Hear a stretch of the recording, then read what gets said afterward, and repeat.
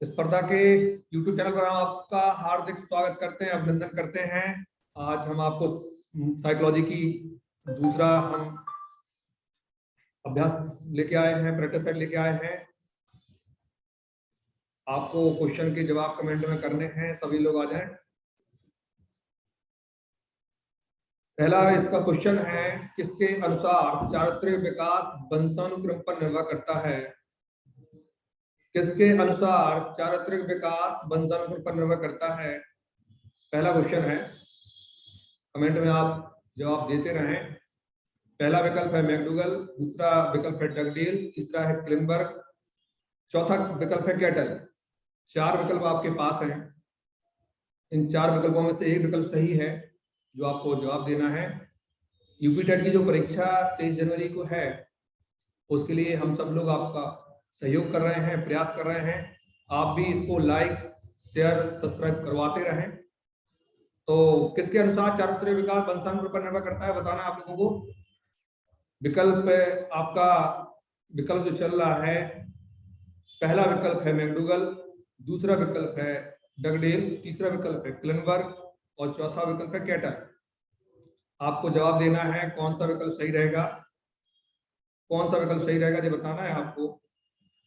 विकल्प ए मैकडूगल है, विकल्प बी डगडेल, सी क्लिनबर्ग, डी कैटल।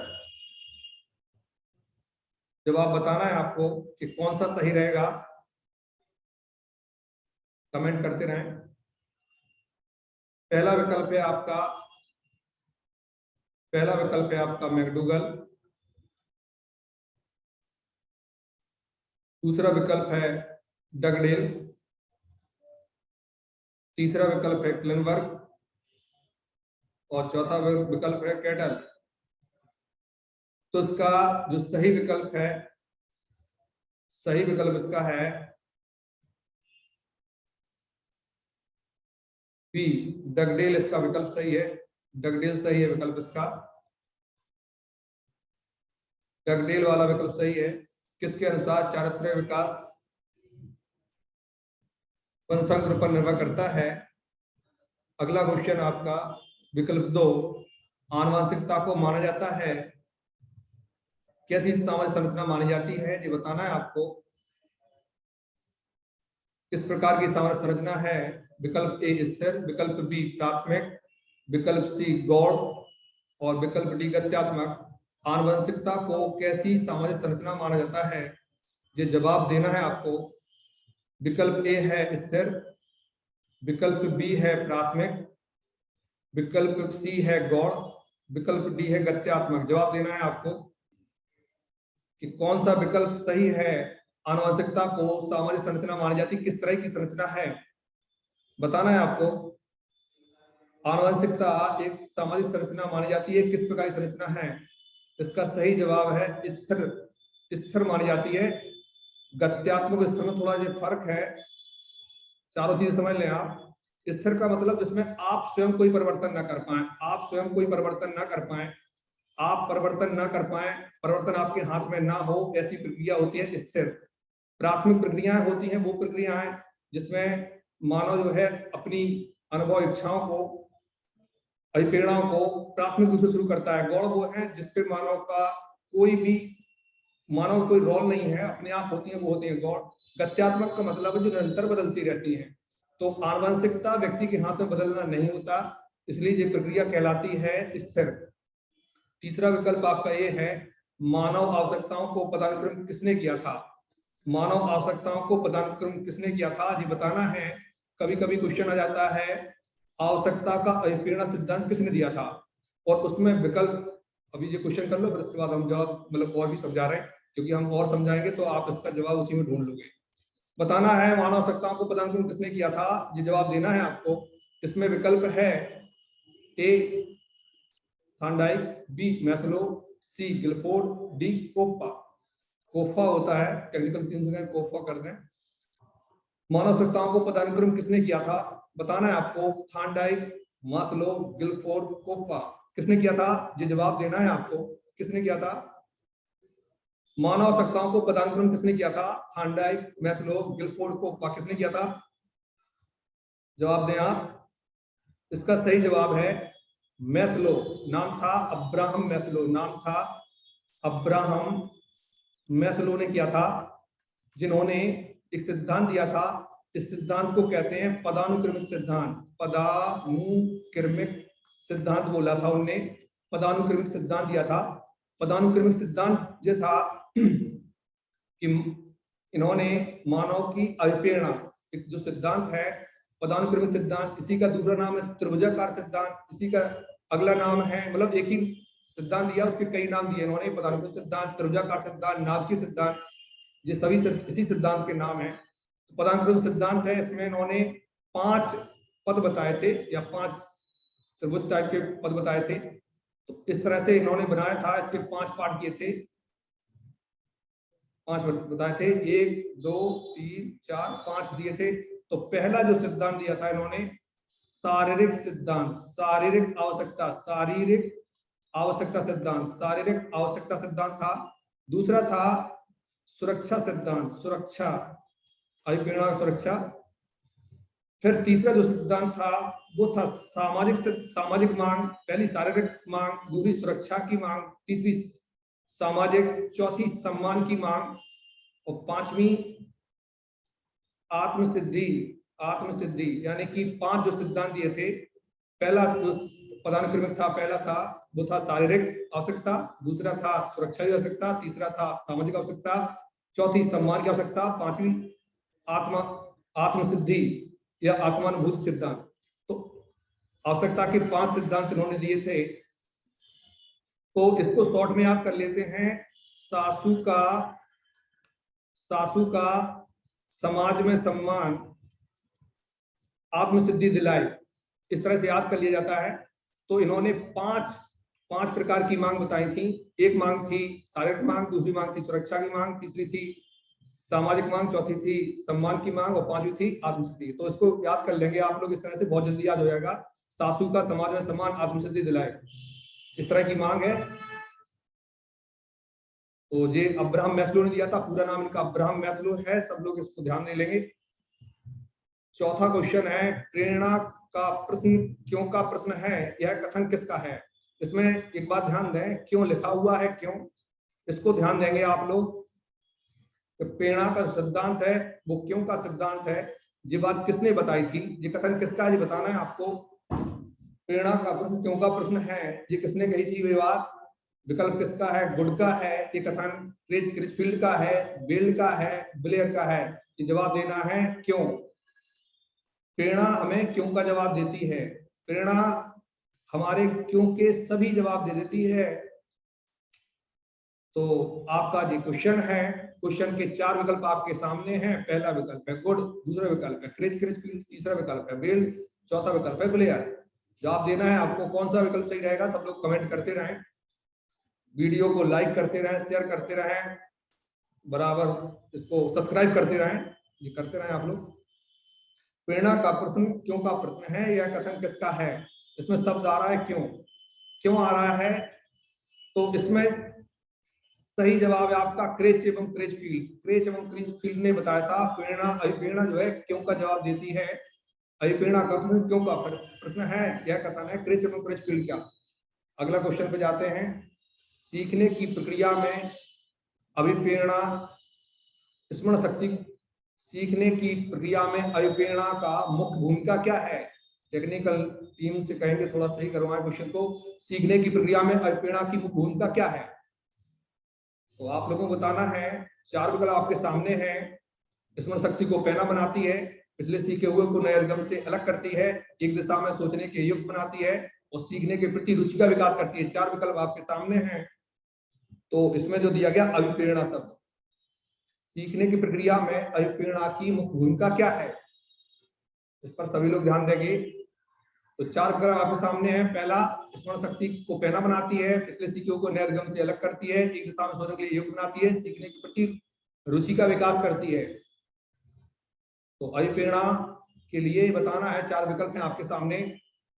स्मरण शक्ति को पैना बनाती है, पिछले सीखे हुए को नए अध्ययन से अलग करती है, एक दिशा में सोचने के योग्य बनाती है, सीखने के प्रति रुचि का विकास करती है। 4 विकल्प में से जवाब देना है आपको, कमेंट करते रहें आप लोग। इसका सही जवाब है प्रेरणा जो है सीखने के प्रति रुचि का विकास करती है। व्यक्ति अभिप्रेत होता है तो उसमें रुचि का विकास भी हो जाता है, रुचि उसमें आने लगती है, उसमें हर काम के लिए रुचि आ जाती है। जिस चीज के लिए अभिप्रेरणा आएगी उसमें रुचि उत्पन्न हो जाएगी, अपने आप रुचि उत्पन्न होने लगेगी। जिसके प्रति अभिप्रेरणा आपके मन में आ जाएगी उसके प्रति रुचि उत्पन्न होने लगेगी, और रुचि उत्पन्न जैसे अभिप्रेरणा बढ़ती जाएगी रुचि भी बढ़ती जाएगी। जैसे मान लो आपको भूख लगी है, भोजन की अभिप्रेरणा आई तो आपकी भोजन में रुचि भी होने लगेगी। तो जिस चीज में आपकी अभिप्रेरणा आएगी उसमें अपने आप रुचि पैदा होने लगती है। अगला क्वेश्चन, छठवां क्वेश्चन, एक आंतरिक बल जो प्रोत्साहित करता है और व्यवहारिक परक प्रक्रिया के लिए बाध्य करता है एवं उस प्रक्रिया को विशिष्ट दिशा उपलब्ध कराता है। चार विकल्प आपके सामने है, बताना है कौन सा बल है, बताना है आप लोगों को। चार विकल्प आप सामने है, अभिप्रेरण, अध्यवसाय, संवेग और वचनबद्धता। थोड़ा यहाँ वचनबद्धता है ना कि वजन लिख गया, वचनबद्धता है, टेक्निकल टीम से कहें इसको थोड़ा सही करा दें, वचनबद्धता है, इसको सही कर लेंगे आप लोग। एक आंतरिक बल जो प्रोत्साहित करता है और व्यवहार परक प्रक्रिया के लिए बाध्य करता है एवं उस प्रक्रिया को विशिष्ट दिशा उपलब्ध कराता है। चार विकल्प आपके सामने हैं, बताना है आपको कौन सा विकल्प सही होगा। अभिप्रेरण, अध्यवसाय, संवेग, वचनबद्धता, बताना है कौन सा सही होगा आपको। एक आंतरिक बल जो प्रोत्साहित करता है और व्यवहार परक प्रक्रिया के लिए बाध्य करता है एवं उस प्रक्रिया को विशिष्ट दिशा उपलब्ध कराता है, बताना है कौन सा रहेगा, बताएं कमेंट करके। इसका सही जवाब है अभिप्रेरण। अभिप्रेरण जवाब होगा आपका। सभी लोग इसको टिक कर लें, अभिप्रेरण को। जो सही जवाब है वो मिलाते रहें, कौन सा क्वेश्चन सही आ रहा कौन सा गलत आ रहा। प्रेरणा, अगला क्वेश्चन है, क्वेश्चन नंबर 7, प्रेरणा एक अवस्था अथवा उन्मुक्तता है। प्रेरणा एक अवस्था अथवा उन्मुक्तता है जो कि उसे कुछ व्यवहार करने तथा कुछ लक्षणों को खोजने की ओर ले जाती है। ये कथन किसका है, ये कथन किसका है, बताना है आप लोगों को। ये कथन है किसका, ये कथन है प्रेरणा एक अवस्था अथवा उन्मुक्तता है जो कि उसे कुछ व्यवहार करने तथा कुछ लक्षणों को खोजने की ओर ले जाती है। इसका कथन है, बताना है आपको। चार विकल्प आपके सामने हैं, गार्डनर मर्फी, एनएल मन, वुडवर्थ, जेपी क्लिफोर्ड। किसका कथन है, बताना है आपको। क्वेश्चन फिर सुन लें आप। प्रेरणा एक अवस्था अथवा उन्मुक्तता है जो कि उसे कुछ व्यवहार करने तथा कुछ लक्षणों को खोजने की ओर ले जाती है। जवाब देना है आपको, गार्डनर मर्फी, एनएल मन, वुडवर्थ और जेपी क्लिफोर्ड। सही जवाब इसका है वुडवर्थ। सही जवाब इसका है वुडवर्थ। वुडवर्थ ने ये दिया था कि प्रेरणा एक अवस्था उन्मुक्तता है जो कि उसे कुछ लक्षणों का व्यवहार करने तथा कुछ लक्षणों को खोजने की ओर ले जाती है। ये कथन है वुडवर्थ का। आप लोग नोट करते जाएं, अपने क्वेश्चन भी मिलाते जाएं और कमेंट भी करते जाएं, जिससे पता चले कि आप लोगों की पढ़ाई किस स्तर की है। और वीडियो को लाइक करें, शेयर करें, सब्सक्राइब करते चलें, आप थोड़ा सहयोग करें हमारा। आठवां क्वेश्चन, एक बालक की संज्ञानात्मक शक्तियां जैसे कल्पना शक्ति, बुद्धि, निर्णय लेने की क्षमता इत्यादि का संबंध किस विकास से है। तो चार विकल्प आपके सामने है, शारीरिक विकास, सामाजिक विकास, सर्वांगीण विकास, मानसिक विकास। चार विकल्प आपके सामने हैं। एक बालक की संज्ञानात्मक शक्तियों जैसे कल्पनात्मक शक्ति, बुद्धि, निर्णय लेने की क्षमता इत्यादि का संबंध किससे है। शारीरिक विकास से संबंध है, सामाजिक विकास से संबंध है, सर्वांगीण विकास संबंध है, मानसिक विकास से संबंध है। आपको स्पेशल बताना किस चीज से संबंध है इसका। एक बालक की संज्ञानात्मक शक्तियों जैसे कल्पनात्मक शक्ति, बुद्धि, निर्णय लेने की क्षमता इत्यादि का संबंध किससे है। जवाब करें आप, जल्दी जल्दी करते रहें जवाब। इसका जो संबंध है वो है मानसिक विकास से। इसका संबंध है मानसिक विकास से। इसका संबंध है मानसिक विकास से। अगला क्वेश्चन है आपका, एक बालक की मनोगत्यात्मक गतिविधि नहीं है। एक बालक की मनोगत्यात्मक गतिविधि नहीं है, बताना है आपको। एक बालक की मनोगत्यात्मक गतिविधि नहीं है। चार विकल्प हैं आपके पास, खेलना, गेंद फेंकना, लिखना, सोचना। एक बालक की मनोगत्यात्मक, सब समझ लें, लिखा हुआ है मनोगत्यात्मक गतिविधि नहीं है।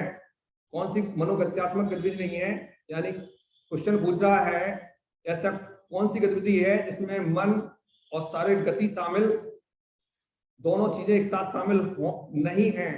मन भी, जैसे खेलना, गेंद फेंकना, लिखना और सोचना, दोनों चीजें एक साथ, गत्यात्मक गतिविधि भी हो और मन भी जिससे जुड़ा हो, तो उसमें आपको बताना है कौन सा सही रहेगा, कौन सा सही रहेगा। कमेंट करके बताते रहें आप, कमेंट आप थोड़ा जल्दी से जल्दी करें कमेंट, जिससे आप लोगों को थोड़ा मौका मिले।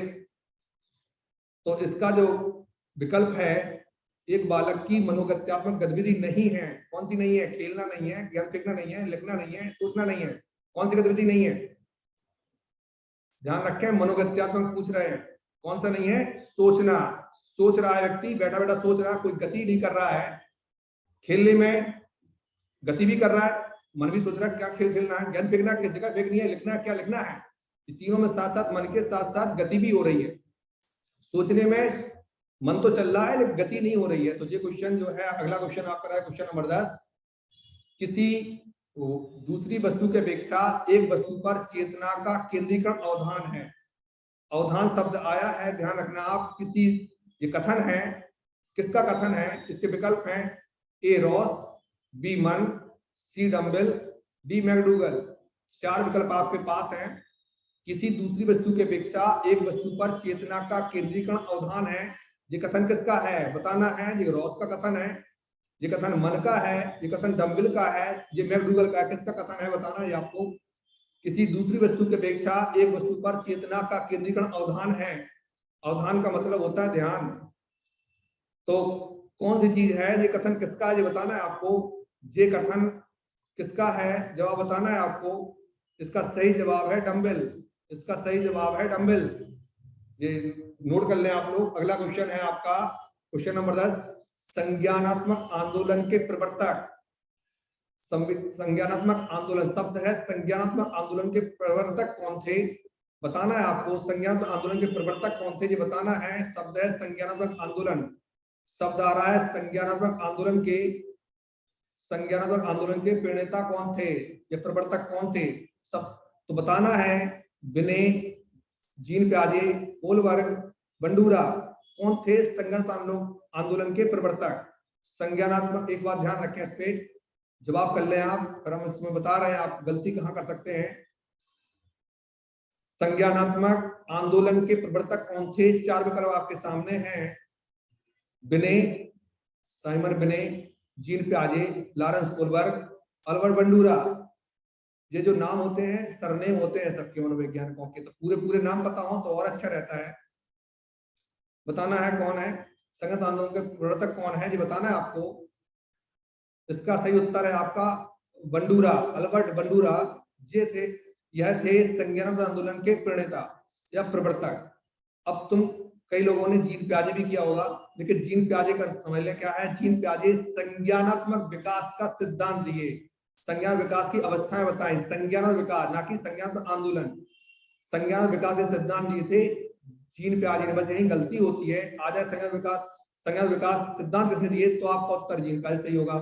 संज्ञान आंदोलन के प्रवर्तक कौन थे, तो बताना है आपको अल्बर्ट बंडूरा थे संज्ञान आंदोलन के प्रणेता। जीन प्याजे ने विकास की अवस्थाएं बताई थी, बालक को नन्हा वैज्ञानिक बताया था, विकास की अवस्थाओं के अनुसार उनके 4 अवस्थाएं डिवाइड की थी।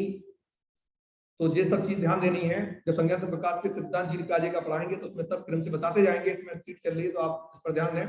वीडियो को लाइक शेयर और सब्सक्राइब करवाते रहें, करते रहें सभी लोग। अपने सब दोस्तों को शेयर कर दो, अपने सब ग्रुप में शेयर कर दो। अगला है शब्द आता है थैनाटोस। एक शब्द है थैनाटोस। थैनाटोस शब्द है, थैनाटोस शब्द है संबंधित है। कभी कोई क्वेश्चन याद है थैनाटोस शब्द किस मनोवैज्ञानिक की देन है? कुछ भी आ सकता है क्वेश्चन मनोविज्ञान से संबंधित। थैनाटोस शब्द संबंधित है, किससे संबंधित है ये बताना है आपको। जीवन मूल प्रवृत्ति से, मरण मूल प्रवृत्ति से, भय मूल प्रवृत्ति से, प्राकृतिक मूल प्रवृत्ति से थैनाटोस शब्द संबंधित है। 4 विकल्प आपके सामने हैं। जीवन मूल प्रवृत्ति से, मृत्यु मूल प्रवृत्ति से, भय मूल प्रवृत्ति से, प्राकृतिक मूल प्रवृत्ति से। 4 विकल्प आपके सामने हैं, जवाब आप दें। 4 विकल्प आपके सामने हैं। विकल्प 1, विकल्प 2, विकल्प 3, विकल्प 4। हर क्वेश्चन में नंबरिंग ये है 1 2 3 4। तो इस तरह से आप जवाब देंगे। थैनाटोस शब्द संबंधित है, किससे संबंधित है बताना है आपको। थैनाटोस, थैनाटोस शब्द संबंधित है, किससे संबंधित है। थैनाटोस ये शब्द संबंधित है मरण मूल प्रवृत्ति से। मरण मूल प्रवृत्ति से, मरण मूल प्रवृत्ति से किसने बताई थी ये बात। अभिप्रेरणा का ये सिद्धांत किसने दिया था। अपनी अभिप्रेरणाएं 2 प्रकार की बताई थी। सिगमंड फ्रायड, सिगमंड फ्रायड मनोविज्ञान का मनोविश्लेषण सिद्धांत सिगमंड फ्रायड ने दिया था। इनने 3 प्रकार के पार्ट बताए थे मन के, 3 प्रकार की अवस्थाएं बताई थी मन की। अभिप्रेरणाएं 2 प्रकार की बताई थी इन्होंने, 2 प्रकार की अभिप्रेरणा बताई थी। एक थी थैनाटोस जो आपके सामने लिखी हुई है, थैनाटोस। एक बताई थी एरोस, एक बताई थी एरोस। एक थी थैनाटोस जो आपके उसमें लिखी हुई है, एक बताई थी एरोस। एरोस क्या होती, थैनाटोस क्या होती, समझ लो थोड़ा। एरोस होती है जीवन मूल प्रवृत्ति। जब व्यक्ति के जीवन में सब कुछ अच्छा हो रहा होता है, जो सोच रहा है वो वही हो रहा, वही उसके जीवन में हो रहा होता है, तो उसके जीवन में एरोस और प्रेरणा अपने आप जन्म ले लेती है। जीवन में हर तरह आत्मविश्वास बढ़ता जाता है व्यक्ति का, रिस्क लेने की क्षमताएं बढ़ती जाती। इसका जस्ट उल्टा होता है थैनाटोस में। थैनाटोस में जस्ट उल्टा होता है, व्यक्ति को कोई भी रिस्क लेने की क्षमता नहीं होती है। व्यक्ति हर चीज में अपनी हार देखने लगता है, अपने जीवन से परेशान होने लगता है, उसके जीवन में बहुत सी परेशानियां उसको लगने लगती हैं और वो मृत्यु मूल प्रवृत्ति या मरण मूल प्रवृत्ति से जूझने लगता है। उस समय उसकी स्थिति होती है थैनाटोस। थैनाटोस प्रबल हो जाता है उसका और व्यक्ति आगे बढ़ता जाता है। अगला जो क्वेश्चन है आपका, क्वेश्चन नंबर 13, अंगूर खट्टे हैं ये बात किसने बताई थी। रक्षात्मक यांत्रिकता आती है, रक्षात्मक प्रक्रियाएं आती हैं मनोविज्ञान में, जिस सिगमंड फ्रायड ने बताई थी रक्षात्मक प्रक्रियाएं यंत्र। तो इसमें क्या है आपको बताना है। अंगूर खट्टे हैं किस चीज का उदाहरण है ये बताना है आपको। दमन का उदाहरण है, प्रतिगमन का उदाहरण है, युक्तिकरण का उदाहरण है, प्रतिक्रिया निर्माण का उदाहरण है। अंगूर खट्टे हैं, अंगूर खट्टे हैं बताना है आपको। ये किसका उदाहरण है, दमन का उदाहरण है, प्रतिगमन का उदाहरण है, युक्तिकरण का उदाहरण है, प्रक्रिया निर्माण का उदाहरण है। बताना है आपको ये किसका उदाहरण है। अंगूर खट्टे हैं, अंगूर खट्टे हैं ये बताना है। दमन का है, प्रतिगमन का है, युक्तिकरण का है, प्रतिक्रिया निर्माण का है। अगर आपको वीडियो अच्छा लग रहा है, हम लोग क्लास ले रहे हैं, आप लोग लाइक करते रहें, शेयर करते रहें, सब्सक्राइब करते रहें, हम आपका सहयोग करते रहेंगे। आप सभी लोग यूपी टेट की परीक्षा में बहुत अच्छे नंबरों से आगे आए, इसी सहयोग से हम लोग, हमारी टीम सब लगे हुए हैं। अंगूर खट्टे हैं किस चीज का उदाहरण है, दमन का उदाहरण है, प्रतिगमन का उदाहरण है, युक्तिकरण का उदाहरण है, प्रतिक्रिया निर्माण का उदाहरण बताना है आपको। ये युक्तिकरण का उदाहरण है, किसका उदाहरण है, युक्तिकरण का उदाहरण है। युक्तिकरण में व्यक्ति करता क्या है, अपनी असफलता के लिए, अपनी असफलता के लिए एक ऐसा कारण बताता है, एक ऐसी युक्ति बताता है, सीधी बात, एक ऐसा बहाना बताता है जो समझ से परे होता है। जो समझ से क्या होता है, परे होता है। सामने वाला समझ जाता है कि बहाना बना रहे हैं और कुछ नहीं। जब बहाना ऐसा आ जाए, मनोविज्ञान में बहाना बनाना आ जाए, और ऐसा बहाना जो किसी युक्ति के साथ बैठ जाए। युक्ति का मतलब है, जैसे मान लो एग्जाम अच्छा नहीं हुआ तो कहने लगे पेपर जो है आउट ऑफ सिलेबस था। अब पेपर आउट ऑफ सिलेबस तुम्हारे लिए था कि सबके लिए था। तो ये बहाना आपको नहीं बनाना पड़े, इसलिए बराबर बहुत मेहनत से पढ़ें आप, हम लोग सब सहयोग कर रहे हैं आपका। अगला जो 14वां क्वेश्चन है, अहम निर्देशित होता है, अहम। अब हमने सिगमंड फ्रायड का नाम लिया था, उन्होंने 3 प्रकार की मन की अवस्थाएं बताई थी, 3 प्रकार की अवस्था बताई थी। तो बताना है अहम निर्देशित होता है, थोड़ा टेक्निकल टीम से कहेंगे निर्देशित थोड़ा सही नहीं लिखा हुआ, इसको सही कर लें। अहम निर्देशित होता है किस सिद्धांत से होता है, सुख के सिद्धांत से होता है, सुख के सिद्धांत से होता है, वास्तविक सिद्धांत से होता है, आदर्शवादी सिद्धांत से होता है, सामान्य सिद्धांत से होता है। ये बताना है आपको। टेक्निकल टीम थोड़ा सिद्धांत भी सही नहीं लिखा हो, देख लें आप लोग। अहम निर्देशित होता है बताना है किससे निर्देशित होता है। अहम सुख के सिद्धांत से होता है, वास्तविकता के सिद्धांत से होता है, आदर्शवादी सिद्धांत से होता है, सामान्य सिद्धांत से होता है। बताना है। पहले तो आप इसमें 4 जो विकल्प दिए गए हैं, 1 2 3 4, इसमें से जल्दी जल्दी कमेंट करते रहे आप और हम समझ लें आपकी तैयारी किस प्रकार से चल रही है। अगर आपकी तैयारी थोड़ा दिक्कत है तो हम लोगों को आप कमेंट करके बताते रहें, हम आपको और सहयोग कर देंगे। आप लोग हमारे और बाकी वीडियो भी डले हैं उनको भी देखते रहें, बहुत सहयोग मिलेगा इस पेपर से आपको। हर टीम का प्रत्येक सदस्य आपकी सेवा में तत्पर है। अहम निर्देशित होता है, बताते रहे, अहम निर्देशित होता है सुख के सिद्धांत के द्वारा, वास्तविकता के सिद्धांत द्वारा, अद्वैत सिद्धांत द्वारा, सामान्य सिद्धांत द्वारा। तो अहम निर्धारित होता है या अहम निर्देशित होता है किससे? वास्तविकता के सिद्धांत से। किसके सिद्धांत से? वास्तविकता के सिद्धांत से। तो सिगमंड फ्रायड ने बताया था अहम, इदम, अहम, पराहम, तीन चीजें बताई थी। इदम, अहम, पराहम, तीन चीजें बताई थी। इदम पूरे सुख पर निर्भर करता है कि हम कोई व्यक्ति किसी के सुख के लिए दूसरे के दुख को नहीं समझता, सिर्फ अपने सुख में लगा रहता है, उसे सिर्फ अपने सुख से मतलब होता है, तो वो इदम से प्रभावित होता है। और व्यक्ति वास्तविक जीवन जीता है तो अहम से प्रभावित होता है। जब व्यक्ति त्याग परोपकार की बातें करने लगता है तो वो परा अहम से संबंधित होता है। इस तरह से सिगमंड फ्रायड ने 3 पार्ट बताए थे मन के, 3 अवस्था बताई थी, इदम, अहम, परायम। 15वां क्वेश्चन आप देखें इसको। 15वां क्वेश्चन, बाल केंद्रित शिक्षा के अंदर क्या सम्मिलित नहीं है? इसमें ध्यान रखें किसको? बाल केंद्रित शिक्षा। बाल केंद्रित शिक्षा, बाल केंद्रित शिक्षा के अंतर्गत क्या सम्मिलित नहीं है? सम्मिलित थोड़ा सही करते हैं टेक्निकल टीम। बाल केंद्रित शिक्षा के अंतर्गत क्या सम्मिलित नहीं है, ध्यान देना है। बाल केंद्रित शिक्षा के अंदर क्या सम्मिलित नहीं है? गृह कार्य प्रदान करना, बालक को प्रश्न पूछने के लिए प्रेरित करना, बालक के अनुभव को प्राथमिकता प्रदान करना, इनमें से कोई नहीं। बताना है कि कौन सा विकल्प सही होगा। बाल केंद्रित शिक्षा के अंदर क्या सम्मिलित नहीं है, बताना है आप लोगों को। विकल्प 1, गृह कार्य प्रदान करना। विकल्प 2, बालक को प्रश्न पूछने के लिए प्रेरित करना। विकल्प 3, बालक के अनुभव प्राथमिकता प्रदान करना। विकल्प 4, इनमें से कोई नहीं। तो बताना है आपको बाल केंद्रित शिक्षा के अंदर क्या सम्मिलित नहीं है। बताएं आप लोग जवाब क्या रहेगा इसका, क्या रहेगा इसका जवाब? बाल केंद्रित शिक्षा के अंतर्गत क्या सम्मिलित नहीं है, बताना आपको। गृह कार्य प्रदान करना, बालक को प्रश्न पूछने के लिए प्रेरित करना। विकल्प 3, बालक के अनुभव को प्राथमिकता प्रदान करना। विकल्प 4, इनमें से कोई नहीं। इसका सही जवाब है, इसका सही जवाब है गृह कार्य प्रदान करना सम्मिलित नहीं है। गृह कार्य प्रदान करना सम्मिलित नहीं है। होमवर्क बच्चों को पहले दिया नहीं, जितने विकसित राष्ट्र हैं उनमें गृह कार्य नहीं दिया जाता। गृह कार्य की जो सबसे ज्यादा प्रेशर रहता है इंडिया में, क्योंकि हम लोग जो है गृह कार्य का उन बच्चों को दिया जाता था जो शिक्षक को परेशान करते थे। जो शिक्षक को परेशान करते थे उनको गृह कार्य दिया जाता था। शिक्षक को पता होता था पहले कि जो गृह कार्य घर पे गृह कार्य करके आएंगे नहीं तो उनको पीटने का बहाना मिल जाएगा। तो प्राचीन काल में गृह कार्य उन बच्चों को दिया जाता था। प्राचीन काल का मतलब है जो जितने विकसित राष्ट्र हैं उनमें गृह कार्य उन बच्चों को दिया जाता था जो शिक्षक को परेशान करते थे।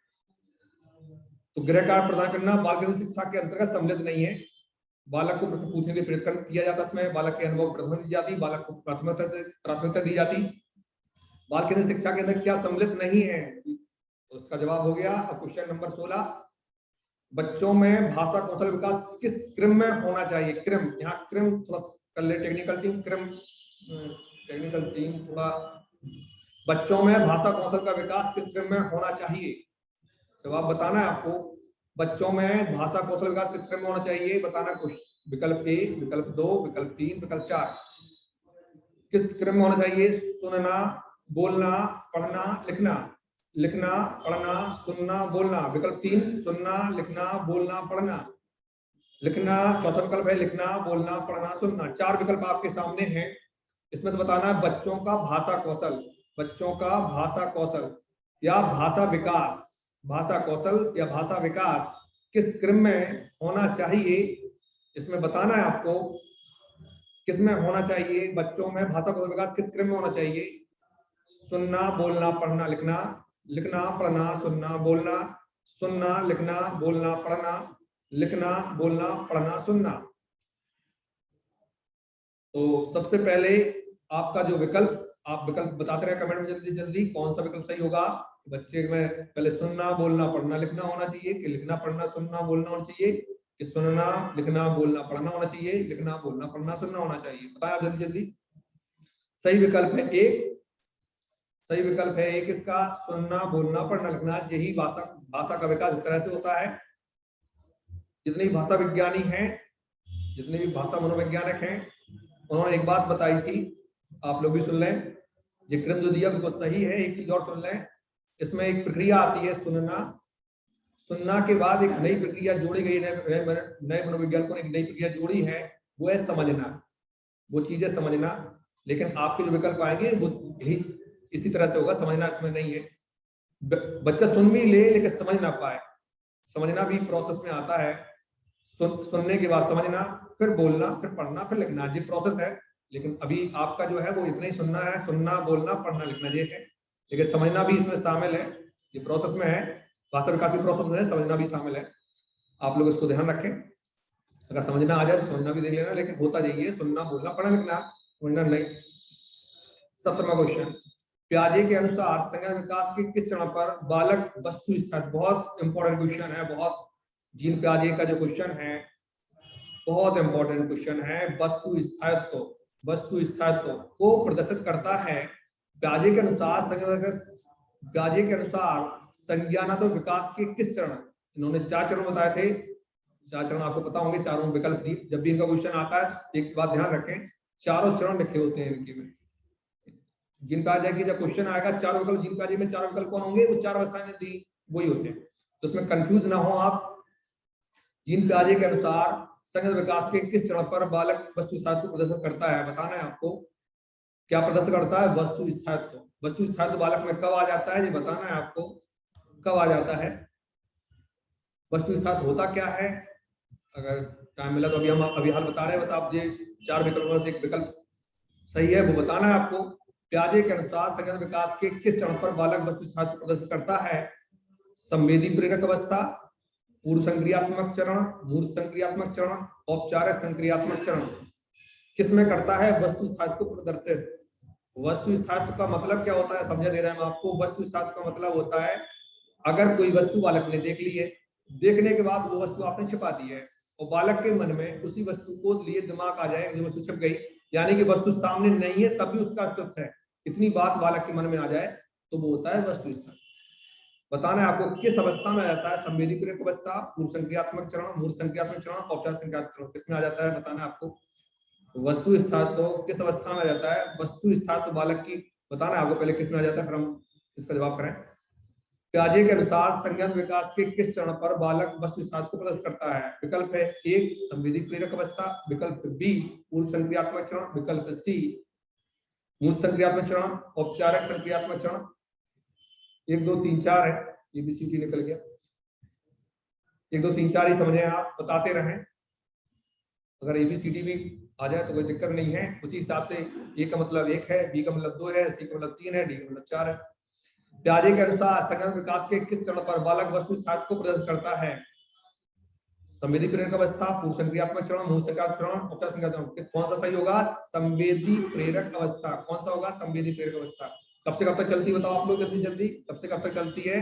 0 से 2 वर्ष। कब से कब तक चलती है? 2 वर्ष। और वस्तु स्थायित्व बालक में आ जाता है 1.5 ईयर, यानी कि लगभग 18 महीने में बालक में ये वस्तु स्थायित्व वाली प्रक्रिया शुरू हो जाती है। संवेदी प्रेरक अवस्था का होता है आंखों सूजन दिमाग सूजन, ये अवस्था की विशेष आंखों सूजन दिमाग सूजन। लेकिन जैसे बच्चा लगभग 18 महीने का होता है, उसमें वस्तु स्थायित्व आ जाता है। इस अवस्था में 2 चीजें आती हैं, एक आता है वस्तु स्थायित्व, वस्तु स्थायित्व। वस्तु स्थायित्व होता क्या है? वस्तु स्थायित्व तो समझे, फिर स्थायित्व समझे, दो अलग अलग चीजें हैं। स्थायित्व, वस्तु स्थायित्व क्या है, वस्तु स्थायित्व क्या है, ये अलग अलग शब्द हैं। वस्तु स्थायित्व है कि जब भी हम कई वस्तुओं की इमेज देखते हैं, अपने जीवन में कई वस्तुओं की इमेज देखते हैं हम लोग, उन इमेज को अपने माइंड में भर लेना, हर तरह की इमेज अपने माइंड में भरते चले जाना, वो है वस्तु स्थायित्व। स्थायित्व का मतलब है कि वस्तु, कई वस्तुओं की इमेज हमने अपने दिमाग में भर ली, जैसे कॉपी है, पेन है, कुर्सी है, मेज है, कई चीजें हैं, मोबाइल है, कई चीजों की इमेज हम अपने दिमाग में डालते जा रहे हैं, उनसे कोई मतलब नहीं है, जो देखते जा रहे हैं, तो वो वस्तु स्थायित्व है। वस्तु स्थायित्व क्या है? जैसे हमने मान लो मार्कर देखा, जैसे मान लो हमने मोबाइल देखा, बाकी सब चीज भूल गए, मोबाइल हमारे दिमाग में बराबर रहा। तो मोबाइल अगर हमारे दिमाग में नहीं है, तो मोबाइल हमने कहीं दूर रख दिया, लेकिन मोबाइल हमारे दिमाग में रहा, मोबाइल हमारे सामने नहीं है तब भी मोबाइल की इमेज हमारे दिमाग में है, इसे कहते हैं वस्तु स्थायित्व। दिया जाता है बालक की 18 महीने की उम्र में आ जाता है, जो तो अवस्था आंसर होगा संवेदी प्रेरक अवस्था। आपको किसी भी प्रश्न में कोई दिक्कत हो तो कमेंट करके बता दें। कमेंट करके बताते रहें, कोई प्रॉब्लम अगर आपको है। अगला क्वेश्चन नंबर 18 है, संज्ञानात्मक विकास का अर्थ है। संज्ञानात्मक विकास का अर्थ है, ये बताना है। संज्ञानात्मक विकास का अर्थ है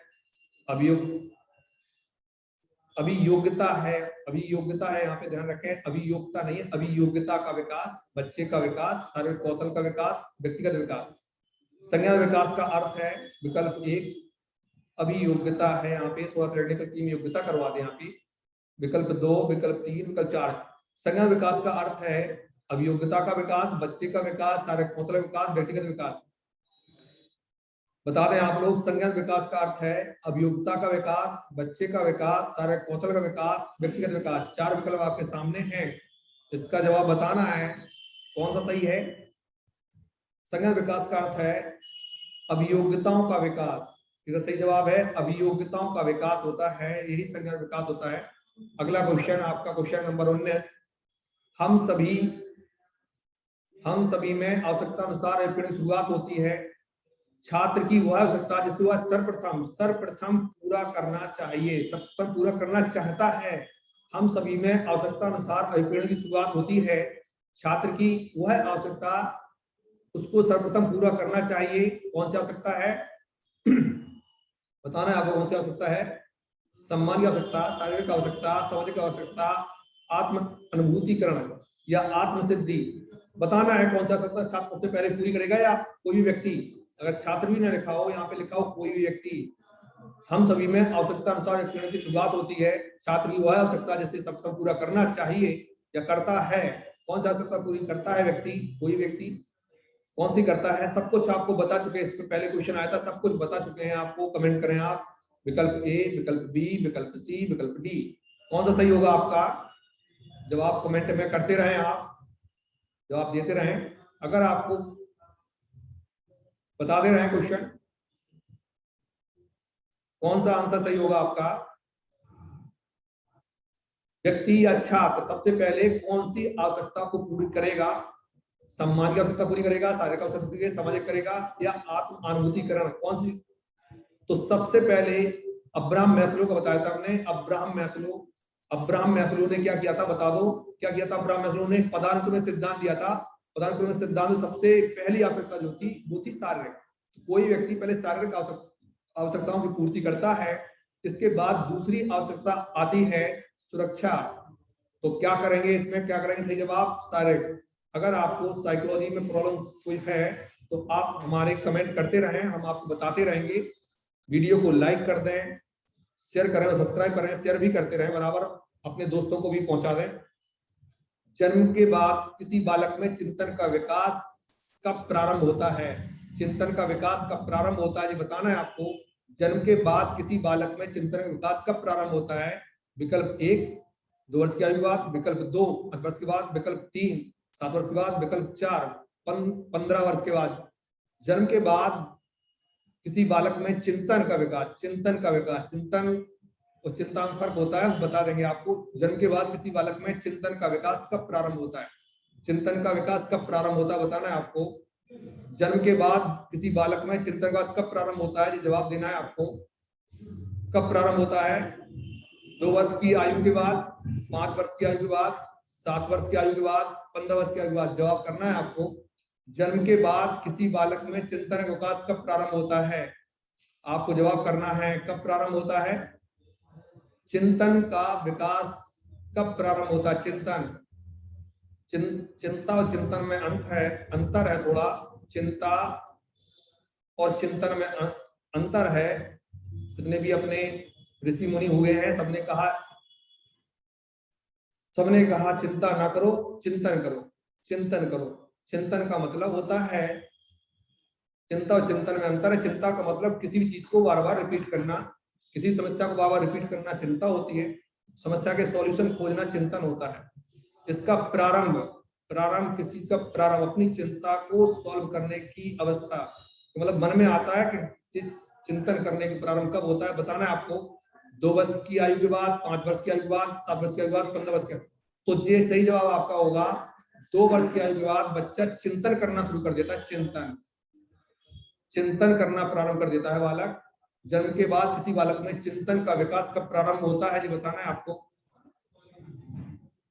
अगला क्वेश्चन आप ये रहा आपके सामने, किसी बालक में सबसे पहले भय एवं प्रेम के संवेग विकसित होते हैं। किस चीज के संवेग विकसित होते हैं? भय एवं प्रेम के संवेग विकसित होते हैं। किसने कही है ये बात?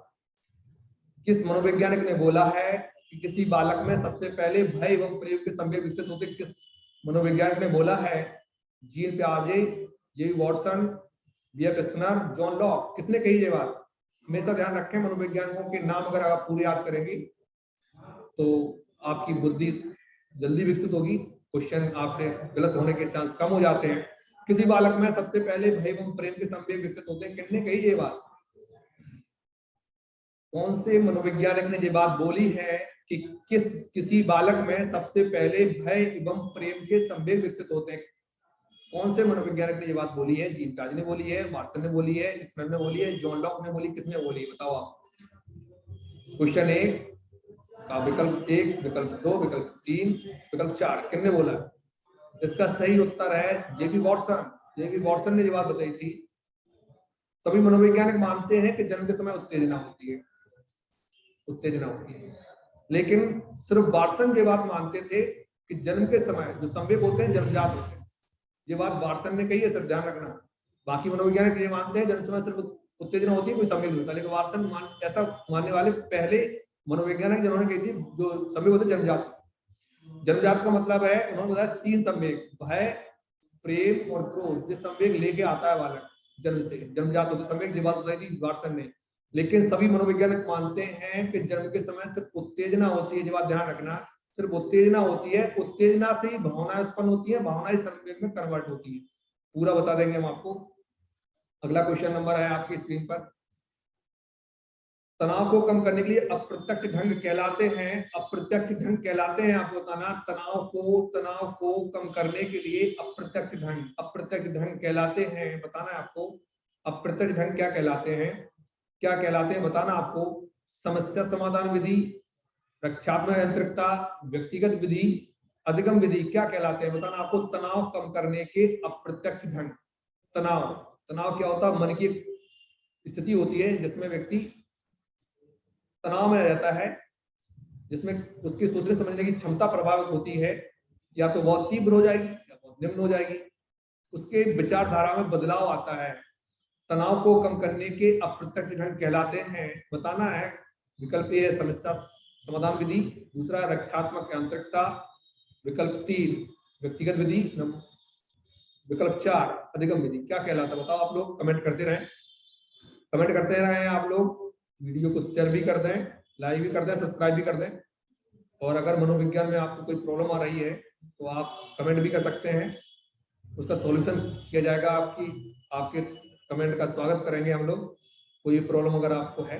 तनाव को कम करने के अप्रत्यक्ष ढंग क्या कहलाते हैं बताना आपको। क्या कहलाते हैं? समस्या समाधान विधि, रक्षात्मक यांत्रिकता, व्यक्तिगत विधि, अधिगम विधि। बताना है आपको क्या होगा सही जवाब। बता दें आपको, समस्या समाधान विधि होगी, रक्षात्मक यांत्रिकता होगी, व्यक्तिगत विधि होगी या अधिगम विधि होगी। बताएं जवाब। तनाव को कम करने के अप्रत्यक्ष ढंग क्या कहलाते हैं? बता दो, कमेंट करें आप लोग। ये कहलाते हैं रक्षात्मक यांत्रिकता। क्या कहलाते हैं? रक्षात्मक यांत्रिकता। रक्षात्मक यांत्रिकता यानी कि तनाव को दूर करेंगे। हमारा मन जो होता है बहुत मजबूत होता है, बहुत फंक्शंस इसमें होते हैं, जो अगर जैसे आप ज्यादा तनाव लोगे, आपके मन में गलत विचार आएंगे, आपकी विचारधारा प्रभावित होगी। मन इसको सॉल्व करने की उपाय ढूंढता है, मन इसको सॉल्व करने के उपाय ढूंढता है, उसी को कहते हैं रक्षात्मक यांत्रिकता। क्या कहते हैं? रक्षात्मक यांत्रिकता कहते हैं इसको। अगला क्वेश्चन आपका ये रहा, वह अवस्था जब बच्चा तार्किक रूप से, ध्यान रखना, तार्किक रूप से ध्यान रखें, तार्किक रूप से वस्तुओं और घटनाओं के विषय में चिंतन आरंभ करता है। कैसा करता है? तार्किक रूप से। यहाँ पर अब ये क्वेश्चन ये भी हो सकता है 4 अवस्थाएं किसने बताई? बताओ आप लोग, किसने बताई ये 4 अवस्था? अभी आप इसके पहले जो क्वेश्चन किया था उसमें मैंने बताया था कि 4 अवस्थाएं किसने बताई। टेक्निकल टीम थोड़ी ध्यान दे, थोड़ी गलतियां आ रही हैं इसमें। वह अवस्था जब बच्चा तार्किक रूप से वस्तुओं और घटनाओं के विषय में चिंतन आरंभ करता है। संवेदी प्रेरक अवस्था, औपचारिक अवस्था, संक्रियात्मक अवस्था, मूर्त संक्रियात्मक। जो संक्रियात्मक अवस्था है इसके आगे आप प्राक लगा लें, प्राक संक्रियात्मक अवस्था। प्राक संक्रियात्मक अवस्था सही कर लें आप, थोड़ा संक्रियात्मक लिखा हुआ सही नहीं लग रहा क्योंकि जिन कालीन जो अवस्था होते मुझे हैं बताना है आपको कौन सी अवस्था होती है जिससे बच्चा तार्किक रूप ध्यान रखें, तार्किक रूप वस्तुओं और घटनाओं के विषय में चिंतन आरंभ करता है। चिंतन आरंभ करता है अलग चीज है, तार्किक रूप से चिंतन आरंभ करता है ये वस्तु समझे आप। बच्चा कब तार्किक रूप से चिंतन प्रारंभ कर देता है, हर चीज में रीजनिंग लगाना शुरू कर देता है, तर्क लगाना शुरू कर देता है अपना। तो किस अवस्था होती है, वो होती है अवस्था, बताना जवाब जल्दी से बताओ आप लोग, क्योंकि आप देर लगाते तो हमसे सही जवाब निकल जाता। तो आप जल्दी जल्दी कमेंट करें। बच्चा तार्किक रूप से वस्तुओं घटनाओं के विषय में चिंतन आरंभ करता है, बताना आपको। वो अवस्था होती है मूर्त संक्रियात्मक अवस्था। कौन सी अवस्था होती है, मूर्त संक्रियात्मक अवस्था। ध्यान रखें तर्क और मूर्त, ध्यान रखें। तार्किक रूप से वस्तुओं और घटनाओं के विषय में चिंतन आरंभ करता है, यहाँ पर रखते हैं चिंतन आरंभ कर रहा है। वो चिंतन क्या कर रहा है, आरंभ करता है। कैसे रूप से, तार्किक रूप से। ये ध्यान रखें, क्वेश्चन को ध्यान रखें इसको। अगला क्वेश्चन, वुडवर्थ के अनुसार अवधान केंद्रित करने के लिए प्रमुख आवश्यकता होती है। वुडवर्थ के अनुसार, यहाँ पर मनोवैज्ञानिक का नाम दिया है वुडवर्थ। वुडवर्थ के अनुसार अवधान केंद्रित करने के लिए प्रमुख आवश्यकता होती है, किसकी आवश्यकता होती है, तत्परता की आवश्यकता होती है, उपयोगिता की आवश्यकता होती है, नैतिकता की आवश्यकता होती है, मानवता की आवश्यकता होती है।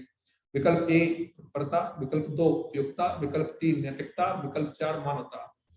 वुडवर्थ के अनुसार अवधान केंद्रित करने के लिए प्रमुख आवश्यकता होती है, जो बताना है आपको। मनोवैज्ञानिक वुडवर्थ ने बताया था कौन सी चीज की आवश्यकता होती है, अवधान केंद्रित करने के लिए प्रमुख आवश्यकता क्या होती है, बताना है आपको। वुडवर्थ किसके अनुसार, वुडवर्थ के अनुसार अवधान केंद्रित करने के लिए प्रमुख आवश्यकता किसकी होती है, तत्परता, उपयोगिता, नैतिकता, मानवता। जवाब करना है आपको, क्या होगा, अवधान केंद्रित करने के लिए प्रमुख आवश्यकता होती है। जवाब दें आप। अगर आप साइकोलॉजी मनोविज्ञान में कोई दिक्कत है तो हम आपको अपना व्हाट्सएप नंबर भी देंगे आपको, जिस पर आप अपने जैसे कमेंट करके नहीं बता पा रहे हैं तो हम व्हाट्सएप नंबर देंगे आपको, जिस पे आप बता सकते हैं कोई मनोविज्ञान संबंधित हो आपकी। वुडवर्थ के अनुसार अवधान केंद्रित करने के लिए प्रमुख आवश्यकता है, क्या आवश्यकता है, तत्परता, उपयोगिता, नैतिकता, मानवता। जवाब देना है आपको, क्या जवाब होगा आपका। वुडवर्थ के अनुसार अवधान केंद्रित करने की प्रमुख आवश्यकता है, तो ये जवाब है तत्परता। क्या जवाब है आपका, तत्परता सही जवाब है, तत्परता आपका। इसके बाद अगला क्वेश्चन, क्वेश्चन नंबर 25, एक बालक कहानियों किताबों पर पूर्ण ध्यान केंद्रित करता है, उसका यह अवधान माना जाता है, उसका यह अवधान माना जाता है। कौन सा अवधान है, ऐच्छिक अवधान है, कहानी अवधान है, रुचि अवधान है, प्रेरक अवधान है। एक बालक कहानियों की किताबों के प्रति पूर्ण ध्यान केंद्रित करता है, उसका यह अवधान माना जाता है, यह अवधान माना जाता है। जवाब देना है आपको, एक बालक कहानियों किताबों पर पूर्ण ध्यान केंद्रित करता है, उसका यह अवधान माना जाता है। क्या माना जाता है, ऐच्छिक अवधान, कहानी अवधान, रुचि अवधान, प्रेरक अवधान। एक बालक कहानियों की किताबों पर पूर्ण ध्यान केंद्रित करता है, उसका यह अवधान माना जाता है, उसका यह अवधान माना जाता है।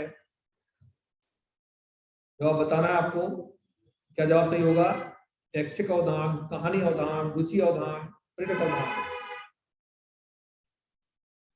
बालक कहानियों में, एक बालक कहानी की किताबों पर पूर्ण ध्यान केंद्रित कर रहा है, उसका क्या जवाब सही होगा आप बताएं। ऐच्छिक अवधान, कहानी अवधान, रुचि अवधान, प्रेरक अवधान। एक बालक कहानियों की किताबों पर पूर्ण ध्यान केंद्रित करता है, उसका यह अवधान माना जाएगा। बताओ जवाब कौन सा सही होगा आपका। इसका सही जवाब है बी, इसका जवाब है बी, ऐच्छिक अवधान। आप लोग क्लास चल रही है, आप लोग इसको लाइक करते रहें, शेयर करते रहें, सब्सक्राइब करते रहें, अपने दोस्तों को पहुंचाते रहें, अपने ग्रुप में डालते रहें। और आपकी 23 तारीख की जो परीक्षा है उसके लिए पूरी टीम हमारी लगी हुई है, हम लोग भी लगे हुए हैं, आप भी इसमें करें।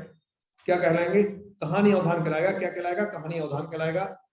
क्वेश्चन नंबर टेक्निकल टीम से फिर कहेंगे, क्वेश्चन नंबर 26 कर लें आप लोग, टेक्निकल टीम थोड़ा ध्यान दे। क्वेश्चन नंबर 26 है ये, किशोर के व्यवहार का अंतिम और महत्वपूर्ण स्वरूप व्यक्तिगत पूर्णता की दिशा में बढ़ने में लक्षित होता है, ये कथन किसने कहा है। ये कथन किसने कहा है? किशोर के व्यवहार का अंतिम और महत्वपूर्ण स्वरूप व्यक्तिगत प्रौढ़ता की दिशा में बढ़ने में लक्षित होता है। ये बात किसने कही थी? ये बात किसने कही थी? किशोर के व्यवहार का अंतिम और महत्वपूर्ण स्वरूप व्यक्तिगत प्रौढ़ता की दिशा में बढ़ने में लक्षित होता है। किसने कही थी ये बात? आप लोग बताएं, किसने कही थी ये बात? इसका विकल्प कौन सा सही होगा? विकल्प ए स्किनर, विकल्प बी ब्लेयर एंड जॉन्स, विकल्प सी सिम्पसन, विकल्प डी सोरेनसन।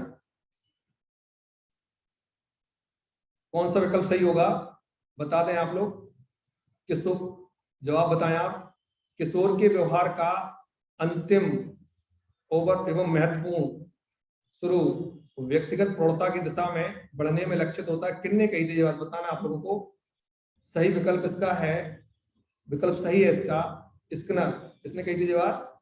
स्किनर ने कही थी ये बात। अगला क्वेश्चन। टेक्निकल टीम ने गलती करी, 27 नंबर नहीं डाला, आप 27 डाल लें। 27 नंबर डाल लें, यहाँ पे क्वेश्चन नंबर नहीं चल रहा है।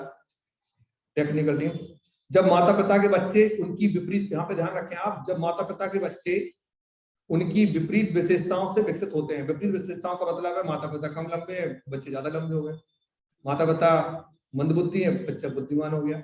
जब माता पिता के बच्चे उनकी विपरीत विशेषताओं, मतलब माता पिता का रंग थोड़ा सांवला है, बच्चा एकदम गोरा हो गया।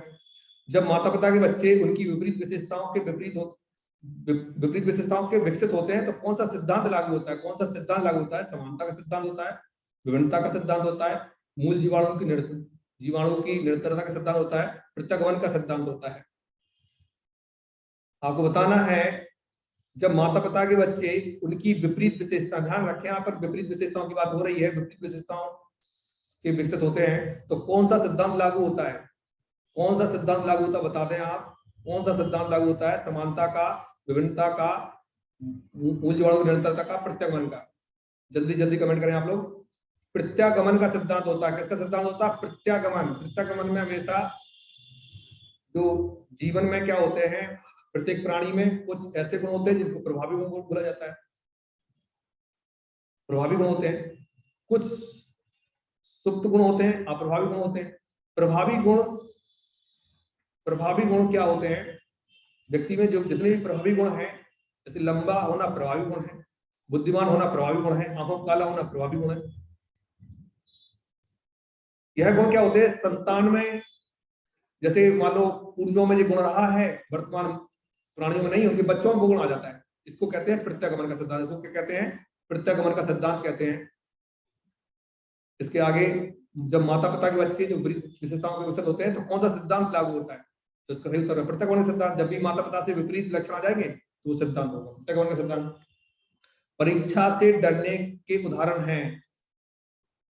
परीक्षा से डरने के उदाहरण है। क्वेश्चन नंबर बढ़ा लें आप, 28वां क्वेश्चन है ये, क्वेश्चन नंबर जरूर ध्यान दें टेक्निकल। परीक्षा से डरने के उदाहरण है वास्तु चिंता के, तांत्रिकवादी चिंता से, नैतिक चिंता से, दमित चिंता से। बताना है आपको। चिंता कई प्रकार की होती है, बता दें आप। परीक्षा से डरने के उदाहरण हैं वास्तु चिंता का, तांत्रिकवादी चिंता से, नैतिक चिंता से, दमित चिंता से। सब पता है आपको। कौन सा जवाब सही होगा? इसका सही जवाब होगा विकल्प ए, जो वास्तविक चिंता होती है। कैसी चिंता होती है? वास्तविक चिंता। जैसे जितनी प्राकृतिक घटनाएं हैं वो वास्तविक चिंता है। परीक्षा में फेल होना यही वास्तविक चिंता है, ये चिंता होती है, ये वास्तविक चिंता होती है। ऐसे अगला क्वेश्चन जो है क्वेश्चन नंबर 28 होगा।